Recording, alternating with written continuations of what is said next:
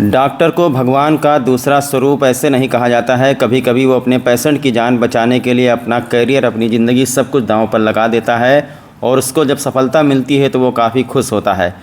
ऐसी एक बड़ी सफलता हासिल की है इकोना के डॉक्टरों ने, जहां पर एक मूक बधिर महिला का सफलतापूर्वक ऑपरेशन करके बच्चा पैदा कराया गया है, जहां पर जच्चा बच्चा दोनों स्वस्थ हैं।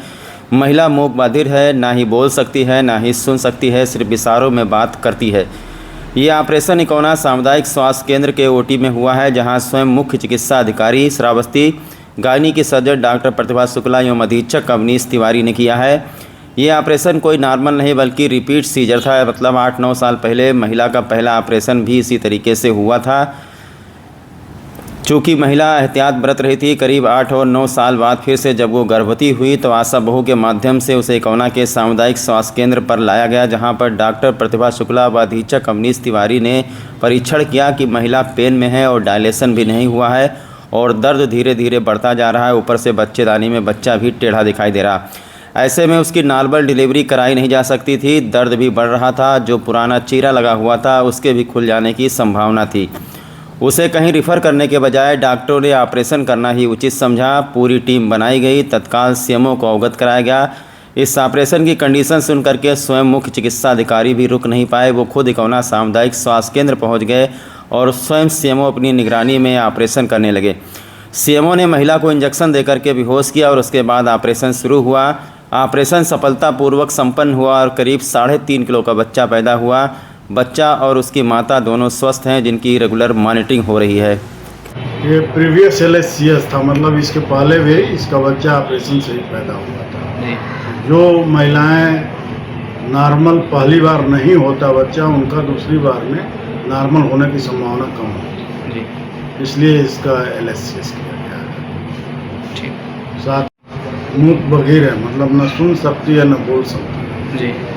ये रिस्क फैक्टर था हम लोगों के साथ, क्योंकि उसे कोई प्रॉब्लम होती तो वो बता नहीं पाती, समझने में दिक्कत होती, लेकिन वो इशारों से बातों को समझ रही थी। उसका हम लोगों ने कराया। तो आपने स्वयं किया है ऑपरेशन? मैंने बेहोशी दिया जी। ऑपरेशन तो डॉक्टर प्रतिभा शुक्ला ने।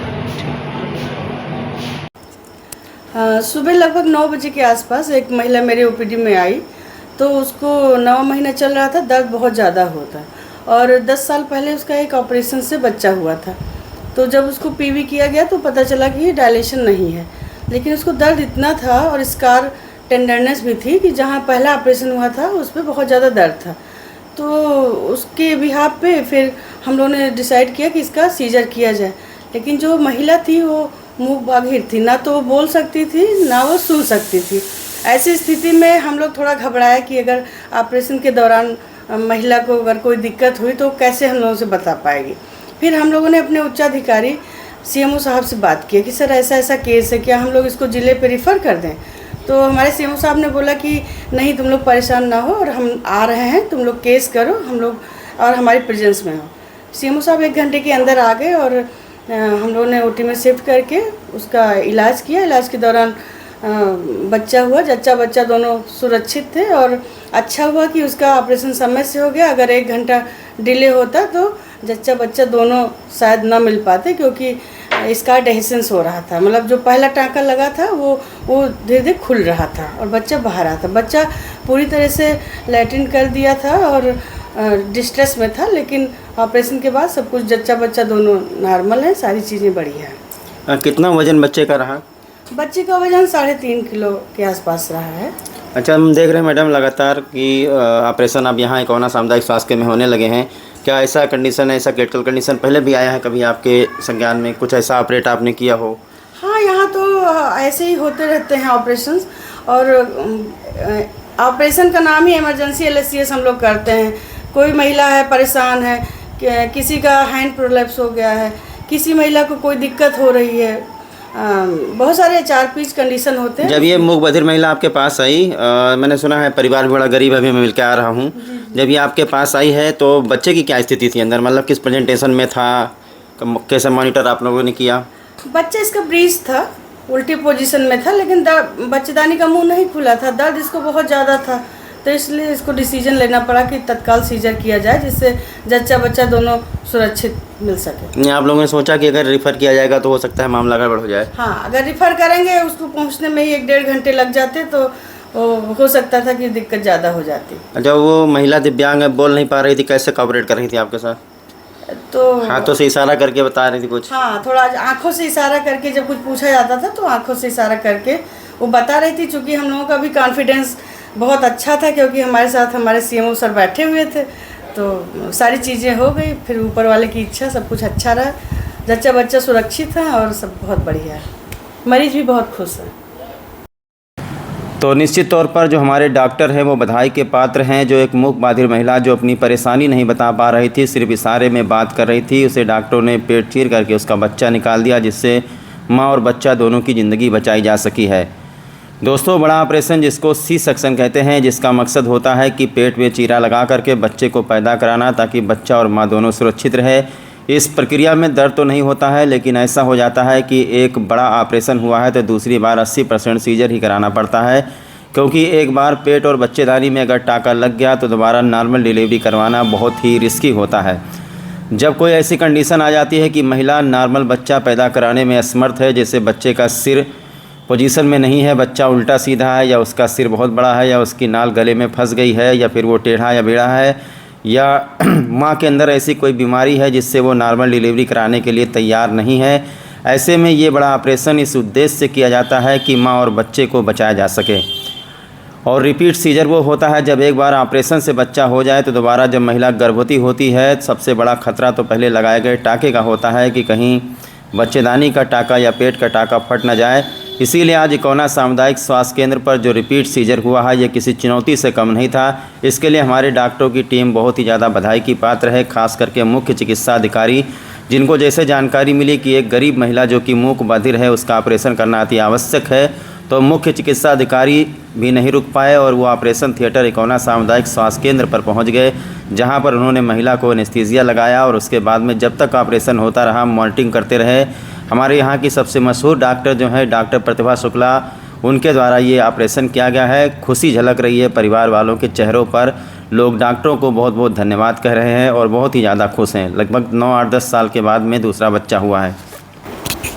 और डॉक्टर साहब, आपके इकौना सामुदायिक स्वास्थ्य केंद्र पर आज एक ऑपरेशन सफलतापूर्वक किया गया है, जिसमें जानकारी मिली है कि पेशेंट जो मूक बधिर थी, और बड़ी बात तो ये है कि रिपीट सीजरियन हुआ है, और इसमें सीएमओ साहब भी आए थे, वो भी मॉनिटरिंग कर रहे थे। कैसे क्या था पेशेंट की हिस्ट्री सर? एक गर्भवती महिला आई हमारे प्रसव कक्ष में, आशा के द्वारा प्रसव के लिए लाया गया। हमारी स्टाफ नर्स के द्वारा उसका परीक्षण किया गया। परीक्षण के बाद संज्ञान में आया कि उसका प्रीवियस एलएसईआर है। 9-10 साल पहले उसको एक ऑपरेशन से बच्चा हो चुका है जो 9-10 साल का है। दूसरा बच्चा 9 से 10 साल का उसके पेट में बाद में फिर रुका, और जो प्रीवियस एलएसईएस के रूप में हम लोग मानते हैं। तो आज वो प्रसव कराने के लिए आई। उसका परीक्षण के बाद पता चला कि ये चूँकि प्रीवियस एलएसईएस है और प्रसव पीड़ित है इस समय, तो जब कोई प्रीवियस एलएसईएस होती है तो उस समय जो पुराना ऑपरेशन हुआ रहता है, स्कार, उसके फटने का डर रहता है, जिसको देखते हुए तुरंत मुझे सूचना प्राप्त हुई।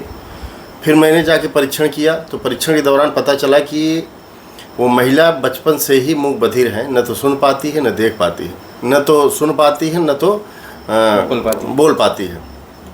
जिसके बाद में मेरे द्वारा ये सूचना तत्काल हमें मुख्य चिकित्सा अधिकारी महोदय को दी गई। तो सीएमओ साहब तत्काल इसका संज्ञान लेते हुए बोले कि केस को तुम तैयार करो, ओटी तैयार करो, मैं तत्काल आता हूँ। और सर तत्काल हमारे सीसी पे आए और सीधे कहीं न जाकर के ओटी में मेरे साथ गए, और हम सीएमओ साहब, डॉक्टर प्रतिभा, डॉक्टर आशीष श्रीवास्तव और ओटी में उपस्थित सभी टीम के द्वारा पूर्ण रूप से पूरे मेहनत करके उसको हम लोग एलएसईएस किए। जच्चा बच्चा दोनों सुरक्षित हैं। बच्चा लगभग 3.5 किलो का है, स्वस्थ है, हमारे यहाँ भर्ती हैं। 7 से 8 दिन हम एडमिट रखेंगे, उसके बाद डिस्चार्ज करेंगे। अच्छा डॉक्टर साहब, ये एलएसईएस जो किया गया है तो कितनी गैपिंग थी इसमें? जब पहला ऑपरेशन उसका सिजेरियन से हुआ, फिर दूसरी बार आप किए हैं, तो कितनी गैपिंग थी? क्या उसके जो टाँके थे वो मजबूत नहीं हो गए थे? पहला ऑपरेशन उसका 9 से 10 साल पहले हुआ था। जनरली 2 से 3 साल का अंतराल होना चाहिए पहले सिजेरियन से दूसरे सिजेरियन में। उसका चूँकि 9-10 साल हो गया था तो टाँके उसके मजबूत थे और दूसरा सिजेरियन किया जा सकता था, जिसको देखते हुए हम लोग सीजर किए, नॉर्मल होने की संभावना नहीं थी। तो हमारे सीएमओ साहब बहुत ही तत्पर रहते हैं कि कभी भी ऐसी समस्या हो तो हम लोग को कह रखे हैं कि कभी कोई समस्या हो आप तत्काल हमको सूचित करिए, मैं तुरंत आऊँगा सीजेरियन के लिए। चूँकि निश्चितक के रूप में काम कर चुके हैं पहले, आज मुख्य चिकित्सा अधिकारी के पद पे हैं। पहले भी अभी लगभग 1 महीना पहले एक यहाँ पे एक लमसिया केस आया था, मैंने सीएमओ सर को सूचित किया। जैसे ही सूचित किया तत्काल सर ने आकर के उसकी भी जान बचाई थी। वो यहीं इकौना लोकल की प्रॉपर की ही महिला रहने वाली है।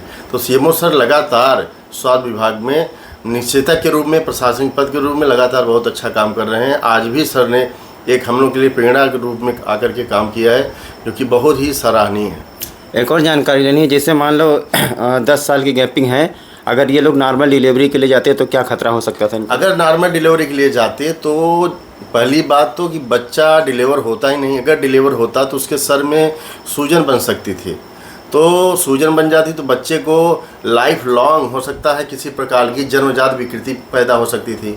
महिला की जान को खतरे आ सकते थे, बच्चेदानी फट सकती है या ब्लीडिंग हो सकती है, पीपीएच हो सकता है। तो जच्चा बच्चा दोनों को रिस्क होता है, जिस कारण से नॉर्मल ट्राई करना नहीं चाहिए। नॉर्मल होने की संभावना भी नहीं थी, चूँकि 3.5 किलो का बच्चा था और वो लगभग 2 दिनों से 24 घंटे से प्रसव से पीड़ित थी। अगर वो कोशिश करते तो उनका जो पुराना स्कार था वो फटने का डर था और उनकी उसमें जान जाने की भी संभावना होती है जच्चा बच्चा की।